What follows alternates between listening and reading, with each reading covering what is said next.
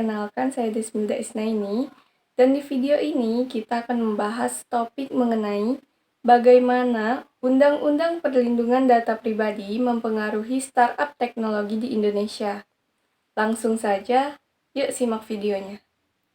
Di era digital seperti sekarang ini, tentunya kita semua bisa melihat ada banyak sekali startup teknologi yang ada di Indonesia.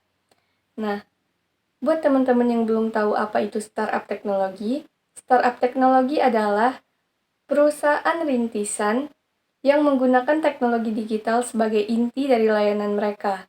Contohnya seperti Gojek, Tokopedia, dan Ruang Guru.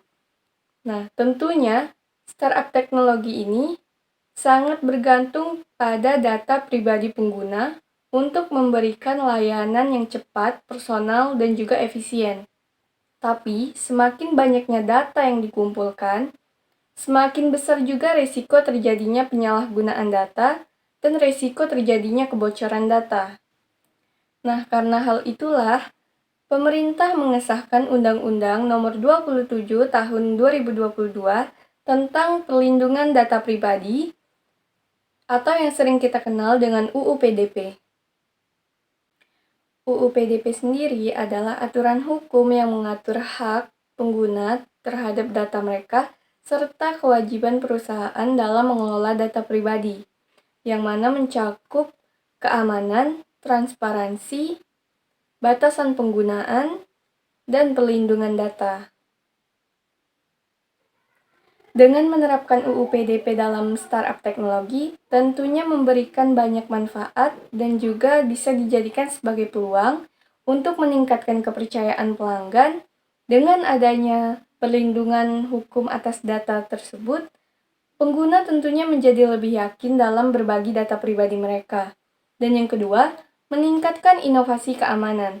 Tentunya dengan adanya undang-undang ini, perusahaan-perusahaan menjadi terdorong untuk membangun sistem keamanan atau sistem perlindungan data yang lebih canggih seperti menggunakan enskripsi, yaitu pelaporan insiden, dan juga sistem audit. Dan yang ketiga, memberikan kepastian hukum. UU PDP menjadi panduan hukum yang jelas bagi startup dalam mengelola data dan mencegah terjadinya pelanggaran dan risiko hukum. Biasanya, startup memberikan kepastian hukum kepada penggunanya itu berupa kebijakan privasi sebelum kita mengakses aplikasi tersebut. Contohnya seperti ini. Bisa kita lihat di sini, startup akan memberikan kebijakan privasi yang bisa kita setujui sebelum kita mengakses aplikasinya.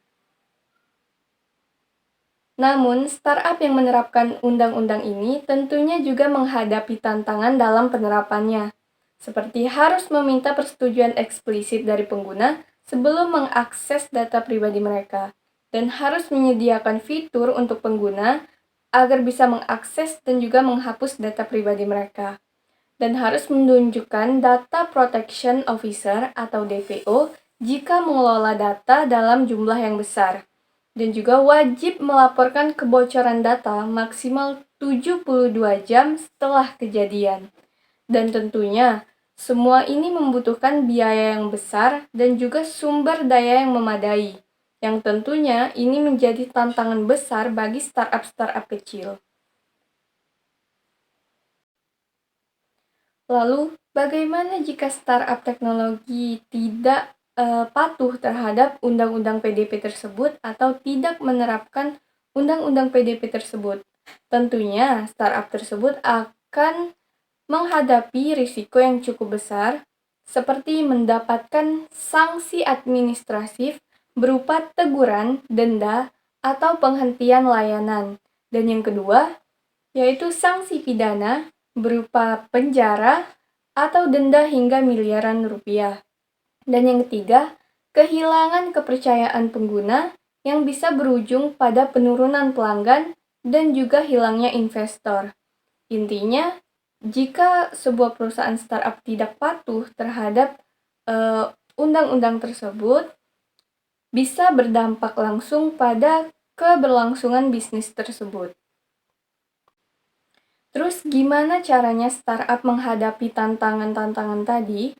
Startup bisa melakukan beberapa strategi dengan membuat roadmap kepatuhan secara bertahap dan memperbarui kebijakan privasi dan memperkuat sistem keamanan, melatih tim agar sadar akan pentingnya perlindungan data, serta mengadopsi standar global seperti ISO 27001.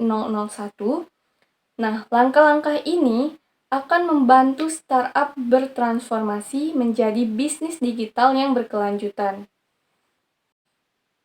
Nah, jadi teman-teman semua, Undang-Undang Perlindungan Data Pribadi bukan hanya sekedar kewajiban hukum, tetapi juga bisa dijadikan peluang besar bagi startup untuk membangun kepercayaan dan profesionalisme, serta startup yang patuh bisa beradaptasi dengan regulasi akan lebih bisa dipercaya oleh pengguna dan memiliki daya saing yang tinggi.